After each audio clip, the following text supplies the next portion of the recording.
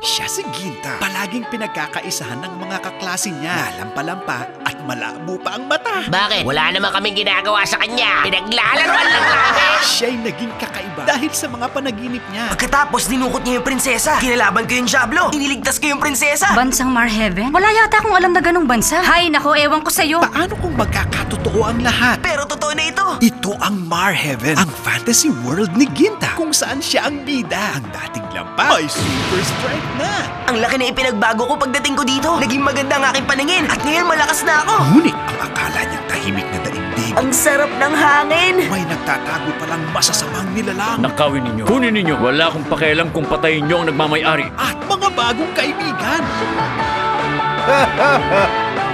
Samahan sila sa kanilang pakikipagsapalaran. Ang pinaka-exciting na anime, Mar! Malapit na! Ano mang pangarap ay maaari ding matupad.